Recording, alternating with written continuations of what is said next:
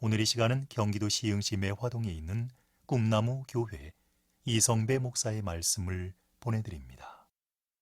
새 아침입니다, 애청자 여러분.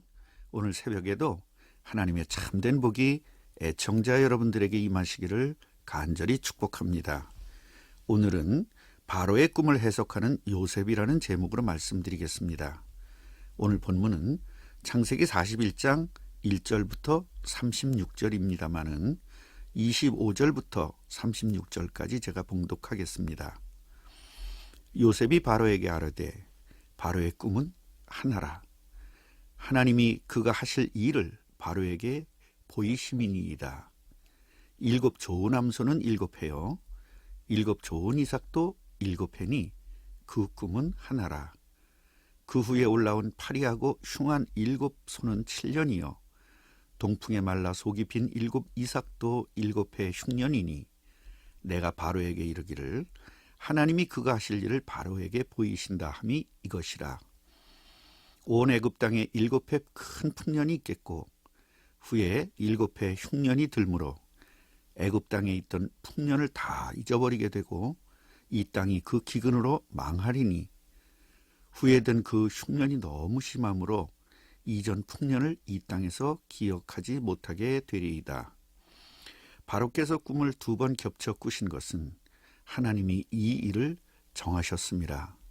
하나님이 속히 행하시리니 이제 바로께서는 명철하고 지혜 있는 사람을 택하여 애굽 땅을 다스리게 하시고 바로께서는 또 이같이 행하사 나라 안에 감독관들을 두어 그 7회 풍년에 애굽 땅의 5분의 1을 거두되 그들로 장차올 풍년의 모든 곡물을 거두고 그 곡물을 바로의 손에 돌려 양식을 위하여 각 성읍에 쌓아두게 하소서.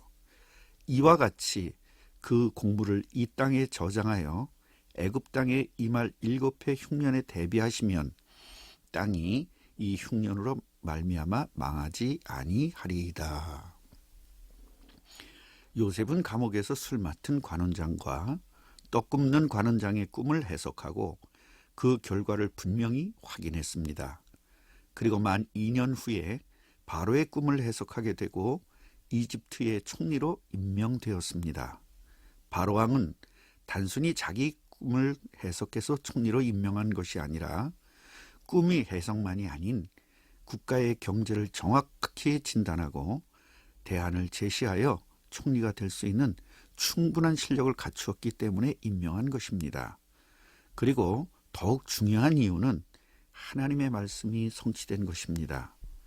바로가 총리로 임명한 것 같지만 사실은 하나님의 인도와 역사인 것입니다.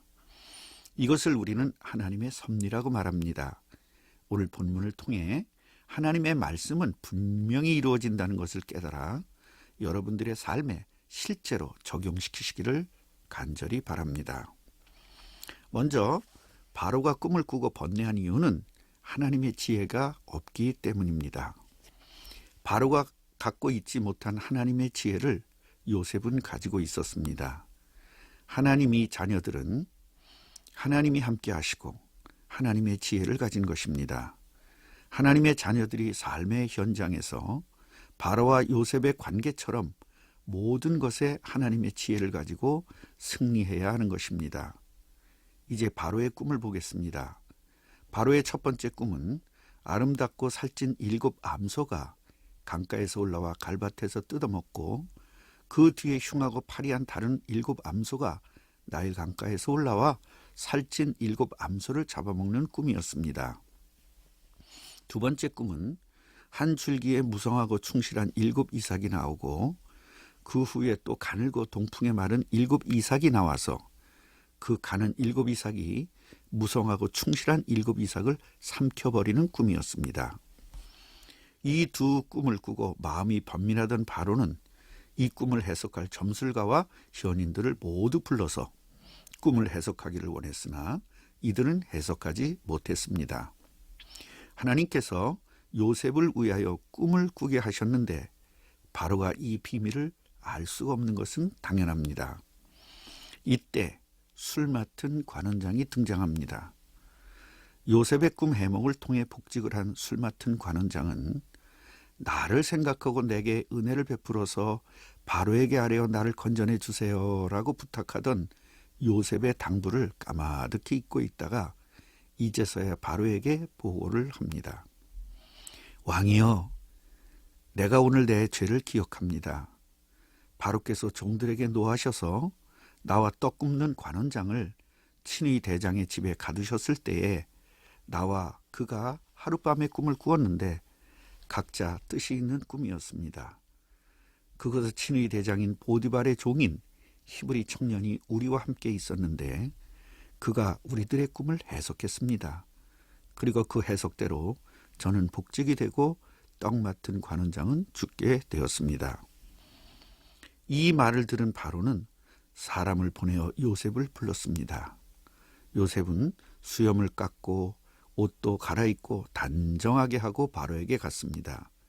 바로는 요셉을 보자마자 자신의 꿈을 말하면서 요셉에게 꿈을 해석해 줄 것을 요청합니다. 요셉은 바로의 꿈을 해석하고 국가가 대처할 대안을 제시합니다. 요셉은 바로에게 이렇게 대답합니다. 꿈을 해석하는 것은 내가 아니라 하나님께서 바로에게 평안한 대답을 하실 것입니다. 하나님께서 지혜를 주셔서 내가 꿈을 해석한다는 하나님의 중심의 신앙을 가진 요셉을 보십시오. 보통 사람 같으면 하나님께서 지혜를 주셨지만 자신이 똑똑하고 대단하다고 교만했을 텐데 요셉은 오직 하나님 중심으로 삶을 산 것입니다. 바로가 요셉에게 꿈을 이야기하자 요셉은 정확히 해석을 합니다. 바로의 꿈은 하나입니다. 하나님께서 하실 일들을 바로에게 보여주신 것입니다. 7 좋은 암소는 7년입니다. 그리고 7 좋은 이삭도 7년입니다. 그러니 두 꿈이 하나입니다. 그 후에 올라온 흉한 7소도 7년이고 동풍에 말라 속이 빈 7 이삭도 7년입니다.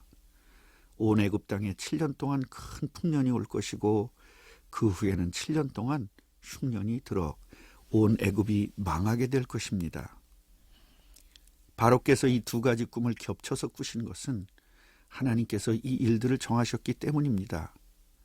그리고 하나님께서는 즉시 시행할 것이니 명철하고 지혜 있는 사람들을 택하셔서 애굽 땅을 다스리게 하시고 애굽 안에 감독관을 두셔서 그 7년 동안 풍년의 20%의 세금을 거두어서 모든 풍년의 곡물을 각 성읍에 쌓아두게 하시면 됩니다.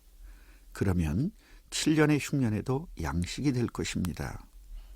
이렇게 요셉은 바로의 꿈을 해석만 한 것이 아니라 국가의 경제에 대한 대안을 정확히 제시한 것입니다. 결론입니다. 사랑하는 애청자 여러분, 요셉이 대단합니까? 아니면 요셉에게 역사하시는 하나님이 대단합니까? 이 부분이 정확해야 합니다. 만약 요셉이 대단하다고 여기신다면 우리는 아무것도 할 수 없습니다. 왜냐하면 우리는 대단하지 않기 때문입니다. 성경에 나온 사람들이 아무리 대단하게 보일지라도 사실은 그 사람이 대단한 것이 아니라 그 사람과 함께 하시는 하나님이 대단한 것입니다. 우리들이 아무리 대단하지 않을지라도 우리와 함께 하시는 하나님이 대단하신 것입니다. 그러므로 우리도 요셉처럼 대단한 삶을 살 수 있는 것입니다. 오늘부터 우리 같이 부족한 사람에게 대단한 하나님이 함께 하셔서 대단한 역사를 일으키시는 하나님에게 감사하시기 바랍니다. 참된 감사는 참된 복을 누리게 할 것입니다. 범사에 감사하라. 이것이 하나님의 뜻입니다. 오늘도 완벽한 승리가 있기를 간절히 축원합니다. 아멘.